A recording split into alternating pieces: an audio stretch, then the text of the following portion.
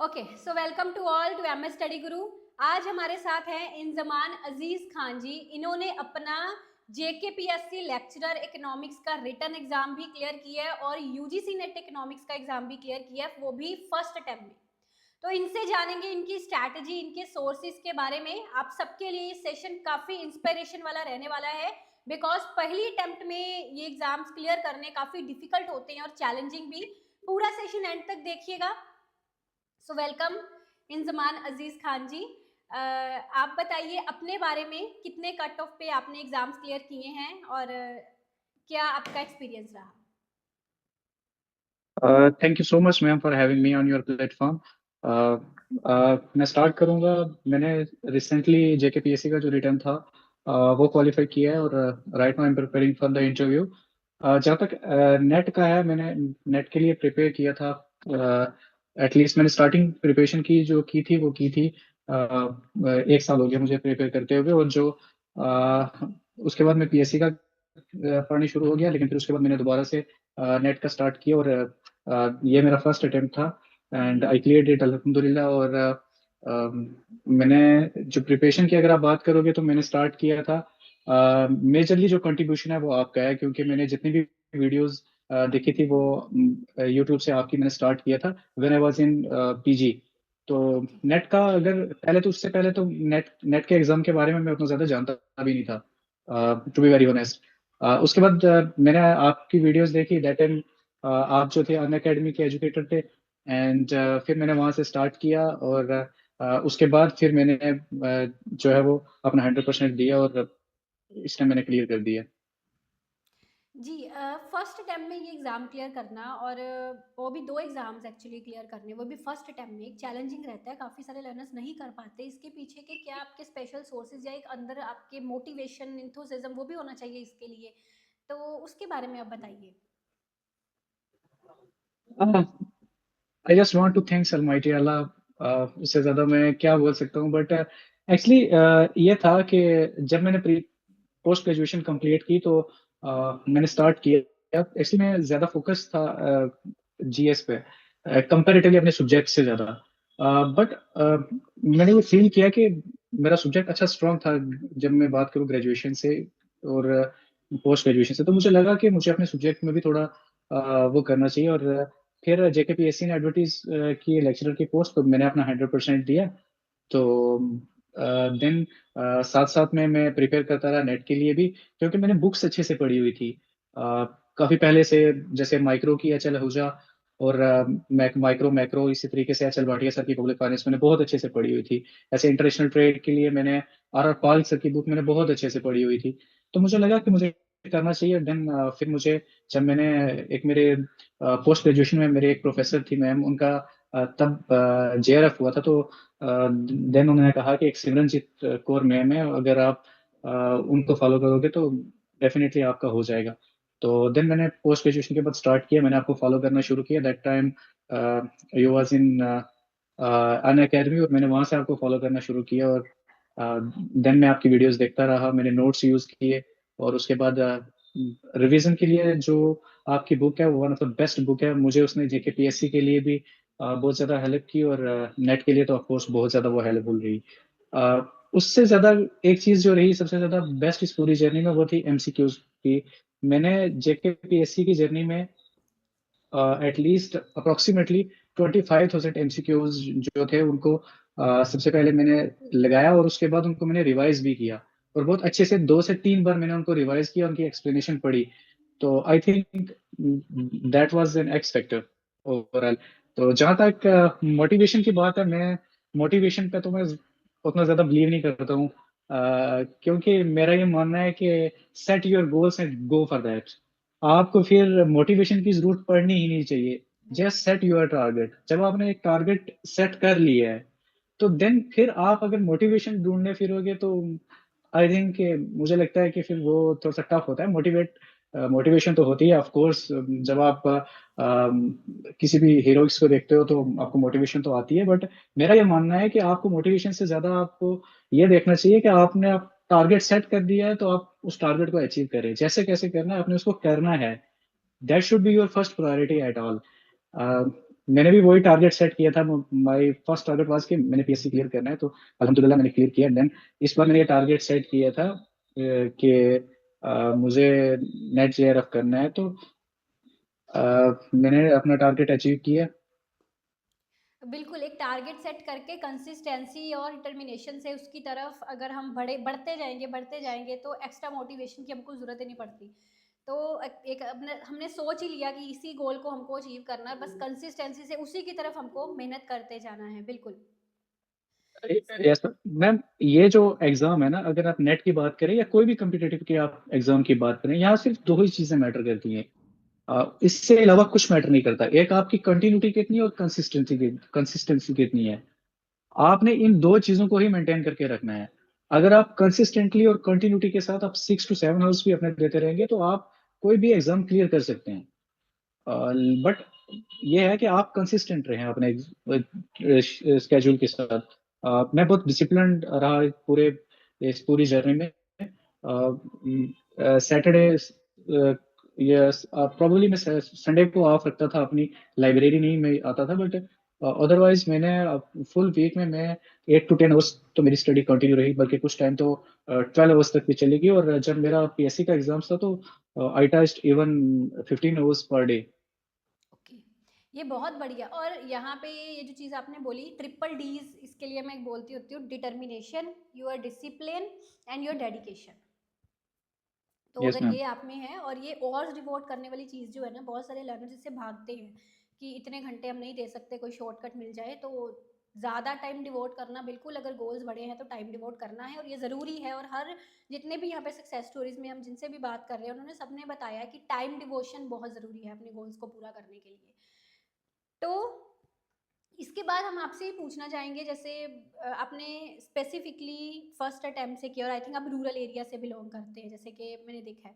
तो इसके पीछे आपका क्या मतलब इंथुसिज्म रहा था? बिकॉज बहुत सारे कैंडिडेट्स हैं वो इतना ग्रैस्प नहीं कर पाते चीज़ों को, और वो भी फर्स्ट अटेम्प्ट में। मतलब अगर स्पेसिफिकली अगर वो डिसएडवांटेज बैकग्राउंड से या एरिया से रह रहे हैं, तो इसके पीछे का आपका क्या रहा था मोटिवेशन, कुछ या कुछ भी इंथुसिज्म? मैम, एक्चुअली ऐसा है कि मैं रूरल एरिया से भी बिलोंग करता हूँ, बट एक्चुअली हमारा जो विलेज है, that is one of the last village of India, और probably we are just half a kilometer away from Pakistan. तो ओके। मतलब, यस मैम। तो काफी प्रॉब्लम्स भी आई, ऐसा नहीं है कि प्रॉब्लम्स नहीं हुई इस पूरी जर्नी में। जो हमारा चाइल्डहुड था वो काफी इम्पेक्ट रहा इस चीज की वजह से। और उसके बाद थैंक्स टू माय पेरेंट्स कि उन्होंने मुझे घर नहीं रहने दिया मुझे। Then I migrated from my village to another village. और उसके बाद मैं 9th ऑनवर्ड्स जो है, मैं मेजरली मैं अपने घर से बाहर ही रहा हूँ। 9 प्रोबेबली 8 9 ऑनवर्ड्स। और उसके बाद मैंने खुद ही कुकिंग की है और खुद ही सब कुछ मैनेज किया है। और अभी भी मैं अपने घर से बहुत ज्यादा दूर, प्रोबेबली 200 किलोमीटर दूर हूँ। तो टफ तो रहा है मैम। और बस ये था कि अपना 100% देना है। तो अभी तक तो बेटर रहा, अच्छा कर लिया है, तो आई होप कि आगे भी बेटर हो जाए। जी, हम आशा करते हैं आपका आगे इंटरव्यू भी जेकेपीएससी का क्लियर हो, और आप अपनी गवर्नमेंट पोस्ट पर जो है लगे। अब इंटरव्यू से रिलेटेड हमने काफ़ी थैंक यू। सारी वीडियोस चैनल पर डाली हुई हैं। एमपीपीएससी के भी पीछे हमारे कैंडिडेट्स निकले थे, तो उन्होंने इंटरव्यू वाली सारी सक्सेस स्टोरीज डाली हुई हैं, आप वो देख सकते हैं। और ज़रूर आप अपना इंटरव्यू इसी यस मैम। डेडिकेशन से लगे रहेंगे, कंसिस्टेंसी से इसी से लगे रहेंगे, तो आपका इंटरव्यू भी ज़रूर क्लियर होगा आगे। तो आपको और आपके पेरेंट्स को कॉन्ग्रेचुलेशंस। इसके अलावा आप कुछ और कहना थैंक यू चाहें मैम। अगर हमारे लर्नर्स को? मैं ये सबको रेकमेंड करूंगा कि आपकी बहुत सारी वीडियोस हैं, आपका बहुत मटेरियल है। पहले ऐसा होता था कि प्री कोविड ऐसा था कि थोड़ा सा ज्यादा टफ था, क्योंकि आपको इंस्टीट्यूट को ढूंढना एंड देन ऑफलाइन कोचिंग, वो एक टफ प्रोसेस था किसी भी कैंडिडेट के लिए। तो पोस्ट कोविड तो हम टोटली डिजिटलाइजेशन की तरफ आ गए हैं। एंड मुझे जहाँ तक लगता है कि अब तो कोई एक्सक्यूज होना नहीं चाहिए, क्योंकि देर आर मल्टीपल चैनल्स जो आपको प्रोवाइड करें और फ्री ऑफ कॉस्ट आपको प्रोवाइड करें अच्छे कंटेंट्स, और आपका तो बहुत बेस्ट कंटेंट उनको अवेलेबल है। बस प्रॉब्लम इसके आपने उन सारे कंटेंट से सेग्रीगेट करके जो सबसे बेस्ट पार्ट है वो निकालना है। I think that is one of the difficult task, जहाँ पे बहुत सारे कैंडिडेट जो है वो लैग करते हैं कि आपको क्या चीज पढ़नी है, कहाँ से पढ़नी है। एग्जैक्टली। सो मैं ये बहुत सारे जो मुझसे कांटेक्ट करते हैं स्टूडेंट्स, मैंने उनको ये बात बताई है कि आप पहले दिन से अगर आप एच एल आहूजा माइक्रो के लिए पढ़ने के लिए बैठोगे तो आप उसको समझ ही नहीं पाओगे। आप उसमें से एक लेसन भी नहीं कंप्लीट कर पाओगे। इसी तरीके से आप एच एल भाटिया सर की अगर आप पब्लिक फाइनेंस पढ़ोगे तो बिल्कुल। वो इतनी ज्यादा पब्लिक फाइनेंस है कि वो नहीं पढ़ सकते आप। ऐसे आप इंडियन इकोनॉमिक्स की दत्त एंड सुंदरम पढ़ने बैठ जाओगे, या रमेश सिंह की बुक्स पढ़ने बैठ जाओगे, या इंडियन इकोनॉमिक सर्वे पढ़ने बैठ जाओगे, तो आप नहीं पढ़ सकते हो। तो आप एक अच्छे प्लेटफॉर्म को सिलेक्ट करो। और आई थिंक कि मुझे नहीं लगता कि आपसे बेस्ट प्लेटफॉर्म कोई होगा। I know you from last 3 to 5 years I think. So मुझे लगता है कि सबसे बेस्ट प्लेटफॉर्म है, और सबसे बेस्ट चीज आपकी इस प्लेटफॉर्म की ये है कि जो मुझे जहाँ तक मुझे लगी कि टू द पॉइंट चीजें प्रोवाइड की जाती हैं। That is not the best thing of your institute, कि ज्यादा आपको जो है डिटेल में जाने की भी जरूरत नहीं पड़ती, कि जितना हमें रिक्वायर्ड है हमें उतना पढ़ना होता है। एग्जैक्टली। हमें यहाँ उतना ज्यादा भी नहीं, हमें पेपर की जितनी नीड है हमें उतना ही करना पड़ता है। तो मैं यही रेकमेंड करूंगा कि आप अच्छी बुक्स, पहले तो आप कोर्स परचेज कर सकते हैं, अगर आप कैपेबल हैं तो आपको कोर्स परचेज करना चाहिए। अगर आप नहीं कर सकते तो मैम आपका मेजोरिटी ऑफ द मटेरियल जो आपको वो यूट्यूब पे अवेलेबल मिल जाता है, बस उसको अच्छे से ढूंढना पड़ता है, और उसको ढूंढ के आप पढ़िए। आप रेफरेंस के लिए अच्छी स्टैंडर्ड बुक्स यूज कर सकते हैं, चलो आहूजा यूज कर लें आप, माइक्रो मैक्रो के लिए, पब्लिक फाइनेंस के लिए आप एच एल भाटिया सर की यूज कर लें, और आपका क्या बहुत सारी बुक्स हैं। लेकिन जो मेन बुक है रिवीजन के लिए, मुझे लगता है कि आपकी वो one of the best book है। मैंने हर्बल के नोट्स भी यूज किए थे, बट वो और आपकी बुक ऑलमोस्ट सेम है। बट अगर आपकी बुक से पढ़ेंगे तो वो ज्यादा बेटर है, क्योंकि वो अपडेट वर्जन होता रहता है, हम्म। जब विद द एग्जाम अपडेट होती रहती है। तो रिवीजन पॉइंट ऑफ व्यू से वो बहुत बेनिफिशियल है, क्योंकि मुझे लगता है कि वो अगर आप अच्छे से आप पढ़ चुके होंगे अपने कोर्स को, तो 1 वीक में आप उसको बहुत अच्छे से रिवाइज कर सकते हैं उस पूरी बुक को। और फिर एग्जाम के आसपास आप एक दिन में उसको 2 बार भी रिवाइज कर सकते हैं। तो this is best part of your book. So मैं ये जितने भी लर्नर्स हैं मैं उनको ये रिकमेंड करूंगा कि आप अपना 100% दीजिए, और सारा स्टडी मटेरियल अगर कोई अफोर्ड नहीं कर सकता तो वो यूट्यूब पे फ्री ऑफ कॉस्ट आपका अवेलेबल है। बिल्कुल इंज़माम जी, बहुत बहुत थैंक यू आपका। और यहाँ पे ये जो चीज़ आपने बोली ना कि किसी भी एग्ज़ाम को क्लियर करने के लिए ये नहीं होता कि हमको बहुत ज़्यादा पढ़ना है, हमको उसकी रेलिवेंसी देखनी पड़ती है कि इस एग्ज़ाम की रिक्वायरमेंट क्या है, उसके अकॉर्डिंग क्या पढ़ना है।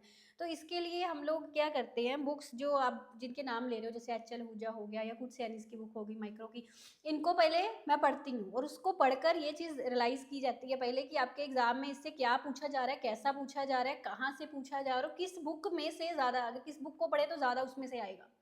तो इन चीज़ों के बेस पर हम पीपीटीज तैयार करते हैं, लेक्चर्स तैयार करते हैं, और बेस्ट कंटेंट की यस सर। आधे घंटे में मैक्सिमम कवर हो जाए चीज़ें, इस तरह की चीज़ तैयार करते हैं। या ना कि ऐसा कि एक छोटी सी चीज़ को हम 10 घंटे लगा दें, 10 घंटे का लेक्चर बना दें। हमारा ये कोशिश होता है कि सारा मतलब एक चैप्टर का क्रक्स पूरा आपको एक छोटे से छोटे लेक्चर में मिल जाए, ताकि स्टूडेंट्स का टाइम भी बचे यहाँ पर, और कम टाइम में ज़्यादा वो चीज़ें ग्रेस्प कर पाए।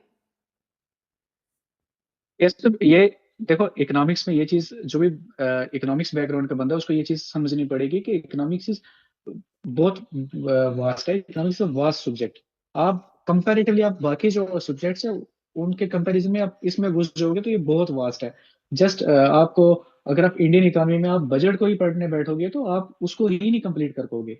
तो वहां पे जो आता है ना, वहाँ आपका स्मार्ट वर्क जो है वो बहुत मैटर करता है। और वो जो खुद से जो अगर स्टूडेंट कोई होगा तो वो तो बहुत टफ है मैम। अ, उसको ये भी तो नहीं, वो सेग्रीगेट ही नहीं कर पाएगा कि, और कुछ वहां से ये सेग्रीगेट करना पड़ता है ना कि कौन सी चीज रेलिवेंट है, कौन सी चीज जो है वो एग्जाम पॉइंट ऑफ व्यू से इम्पोर्टेंट है। तो मुझे अभी भी याद है कि जब मैं पीएससी का एग्जाम देने गया था तो मैंने सिर्फ आपकी बजट की एक वीडियो देखी थी। तो मुझे तो 2 question to the point directly उस वीडियो से ही आ गए थे। तो उससे पहले भी बहुत सारी वीडियोस मैंने देखी तो डायरेक्टली टू द पॉइंट जो करंट है वो ऑलमोस्ट कवर ही हो गया था। सो अगर आप पूरा बजट का डॉक्यूमेंट पढ़ने के लिए बैठ जाओगे तो आपको एटलीस्ट आपको 10 to 12 hours तो चाहिए आप उसको समझने में। और अगर वो भी अगर आप एक ब्राइट स्टूडेंट है, नहीं तो आपको तो टर्मिनोलॉजी ही नहीं समझ आएगी। सो इट्स बेटर कि आप प्लेटफॉर्म से आप अच्छे से अगर वही वीडियोज करते जाओगे तो बाकी आप थोड़ा, आप अगर सोशल मीडिया के साथ इन टच रहते हैं, ट्विटर वगैरह के साथ आप गवर्नमेंट साइट्स को फॉलो करते हैं, तो वो है। देखिए, जहाँ तक मुझे लगता है नेट के एग्जाम में इंडियन इकोनॉमी एक टफ पार्ट है, क्योंकि आप उसे प्रेडिक्ट नहीं कर सकते हैं कि आपको कौन सा क्वेश्चन आएगा। जो रिसेंटली हमारा एग्जाम हुआ, हम इससे उतना ज़्यादा एक्सपेक्ट नहीं कर रहे थे कि इंडियन इकोनॉमी को, क्योंकि पैटर्न ऐसा था कि मैथमेटिकल इकोनॉमिक्स को वो ज़्यादा इंपॉर्टेंस दे रहे थे कंपेरेटिवली। बट अचानक से ट्रेंड चेंज हुआ। उन्होंने ये जो दिसंबर 2025 वाला था, इसमें उन्होंने इंडियन इकोनॉमी को बहुत ज़्यादा प्रेफरेंस दी, और अच्छे खासे क्वेश्चन आए थे, और करंट बेस्ड क्वेश्चन आए थे, और कंफ्यूजिंग क्वेश्चन भी थे। और मुझे लगता है कि आपकी वीडियोस जो थी करंट के हिसाब से, that was enough in my opinion. हाँ, मैं थोड़ा ट्विटर के साथ भी काफी लिंक रहा, गवर्नमेंट साइट्स को भी फॉलो करता रहा हूँ। सो वहां से भी चीजें मिल जाती है, लेकिन उससे पहले आपके कंसेप्ट क्लियर होने चाहिए, तभी आपको समझ आती है। और वैसे तो अगर आप एनसीईआरटीज भी आप पढ़ने बैठोगे तो समझ नहीं आएंगी, जहाँ तक मुझे लगता है इकोनॉमिक्स की। एज कम्पेरेटिवली आप ज्योग्राफी पढ़ेंगे, आप पॉलिटिक्स पढ़ेंगे, या फिर पॉलिटिकल साइंस पढ़ेंगे, या हिस्ट्री पढ़ेंगे, आपको समझ सकते हैं। बट इकोनॉमिक्स में टेक्निकलिटीज बहुत ज्यादा है। आप आपको बहुत सारी टेक्निकल चीजों को देखना पड़ता है, तो वहाँ आपको एक अच्छा एजुकेटर की जरूरत तो पड़ती है। बिल्कुल इंजमाम जी, बहुत अच्छा लगा आपसे बातचीत करके, और आई होप लर्नर्स के लिए सेशन काफ़ी हेल्पफुल रहा होगा। सो हम आशा करते हैं कि आप आगे अपने गोल्स को अचीव करें। सो इसी के साथ हम सेशन को एंड करते हैं। Thank you, thank you, thank you so much thank ma'am you so for much, having me on welcome. Your platform. Thank thank you so much.